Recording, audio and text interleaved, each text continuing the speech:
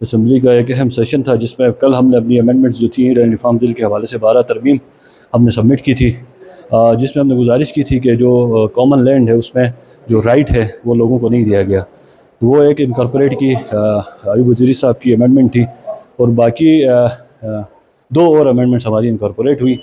باقی ہماری جو 9 امینڈمنٹس تھی جن میں ہم نے کلیئرلی ایکسپریسلی گورنمنٹ لینڈ کے حوالے سے گزارش کی تھی کہ اس کو جو زمینیں سرکار کے نام پہ الاٹڈ ہیں لیکن سرکار کے پوزیشن میں نہیں ہیں، مثلا مختلف ابھی گلگت کے اندر ہی آپ دیکھیں چھلمیٹ ڈاس میں 500 کنال زمین ہے، مکپون ڈاس میں الاٹڈ ہے، برمس میں الاٹڈ ہے، لیکن وہ زمینیں گورنمنٹ کی پوزیشن میں نہیں ہیں۔ ہم نے گزارش یہ کی تھی بے شک جو سرکار کے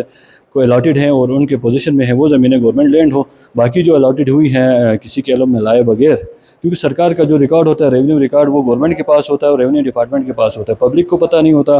کہ کون سی زمین کون سا داس سرکار کے نام پہ الاٹ ہوا۔ تو ہم نے گزارش کی تھی کہ جو الاٹڈ ہیں بٹ ناٹ ان پوزیشن اس کو آپ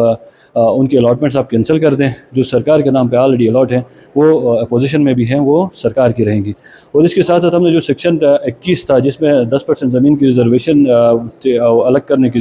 تھی پبلک پرپس کے لیے، ہم نے اس کی اومیشن کی گزارش کی تھی، اور اس میں ساتھ ہی ساتھ ایک نیا سیکشن کی انسرشن کی گزارش کی تھی کہ جو نان ڈومیسائل ہولڈرز ہیں گلگت بلتستان کے علاوہ،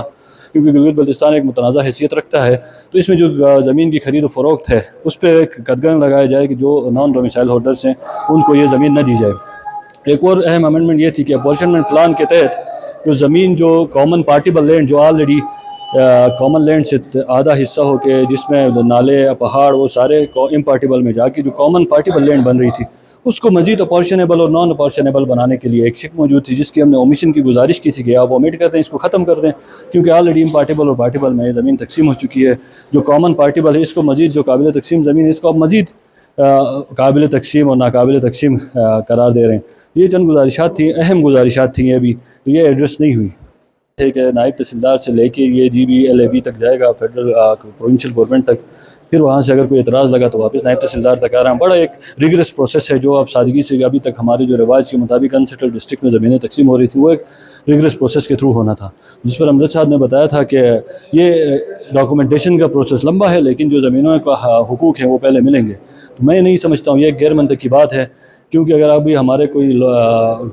کمیونٹی جو ہے وہ ایک داس کو تقسیم کرے گی اور بعد میں اگر اس کا GBLAB اس کو نہیں مانتی ہے تو وہ ساری تقسیمات جو ہیں وہ نل اینڈ وائڈ ہوں گی۔ تو جب تک آپ GIS بیسڈ اس بل کے مطابق GIS بیسڈ جو میپنگ نہیں کروائیں گے اس کی تقسیم بڑی مشکل ہے، اور اس کو پھر GB اپارچمنٹ بورڈ نے اس کی پوری